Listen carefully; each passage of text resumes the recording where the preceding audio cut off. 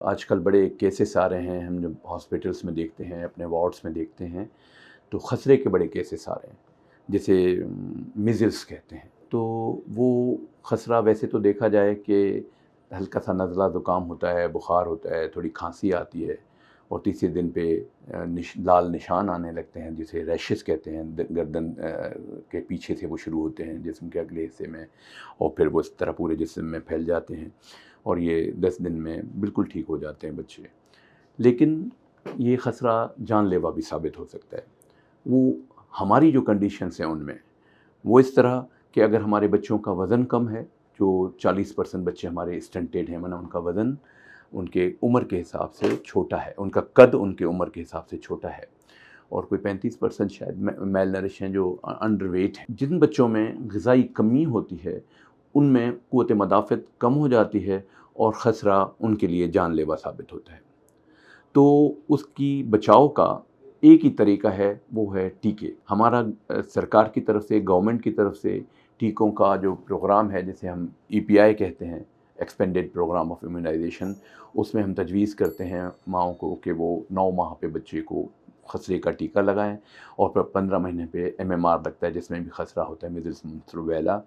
وہ لگائیں۔ تو ان سے خسرے کا جب یہ ایپیڈیمکس آتا ہے، وبا پھیلتی ہے، تو اس میں ان بچوں کا بچاؤ ہو جاتا ہے۔ ورنہ جو اتنے بچے ہمارے پاس میل نرشڈ ہیں، غذائی کمی کا شکار ہیں، وہ اگر خسرے سے دوچار ہو جائیں تو وہ جان لیوا ثابت ہوتا ہے، اور وہ اسپتال میں بھی داخل ہو جاتے ہیں، اور اس میں بڑی زیادہ مورٹیلٹی ہے، اس کے بڑے کمپلیکیشنس ہیں۔ خسرے کے بچوں کو نمونیا ہو جاتا ہے، جس سے پھر اور زیادہ مسائل ہو جاتے ہیں، اسپتال میں اسٹے بڑھ جاتا ہے، ڈائریا ہو جاتا ہے، مطلب دست ہو جاتے ہیں، ان کو گردن توڑ بخار انکیفلائٹس کہتے ہیں، وہ ہو سکتی ہے، ان کے کان کے پردے پھٹ جاتے ہیں جن سے ان کو پس آنے لگتی ہے، ان کی زندگیاں ہیں وہ ہم خطرے میں ڈال دیتے ہیں، جو بہت ہی آسانی سے جن سے بچا جا سکتا ہے، وہ ہے ٹیکوں کا استعمال۔ میزلس جو ہے وہ ویسٹ کی دنیا میں کم ہو گئی تھی، لیکن پھر انہوں نے ان ویکسین لگانے سے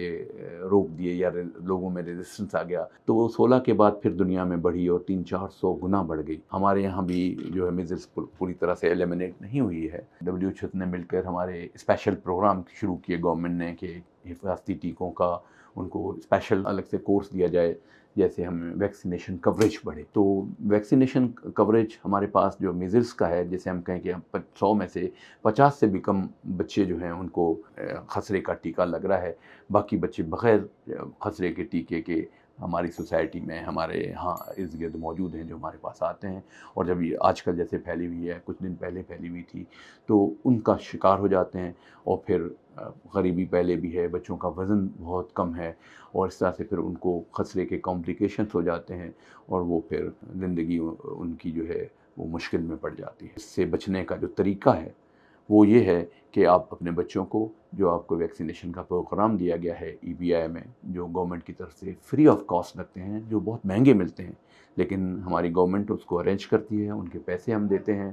ہمارے نیشنل ایکسچیکر سے، ہمارے قومی فنڈ سے، اور اس سے ہم خرید کے مفت آپ کو آفر کرتے ہیں، لیکن ہم اپنی سمجھ کی کمی کی وجہ سے، یا ہماری معلومات کی کمی کی وجہ سے، یا اس کو ہم اہم نہیں سمجھتے، ہم نہیں لگاتے۔ تو ماؤں کے لیے یہ ایڈوائز ہے کہ ہمارے بچوں کو صحت مند رکھنے کے لیے اور ان ساری مشکلات سے بچنے کے لیے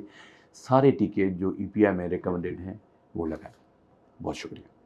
پاکستان کے ٹاپ ڈاکٹرز کے ساتھ اپوائنٹمنٹ بک کریں، وہ بھی پیشنٹ فیڈ بیک دیکھتے ہوئے۔ آج ہی اولا ڈاک ایپ ڈاؤن لوڈ کریں۔ اولا ڈاک، ڈاکٹر کا اپوائنٹمنٹ آسانی سے۔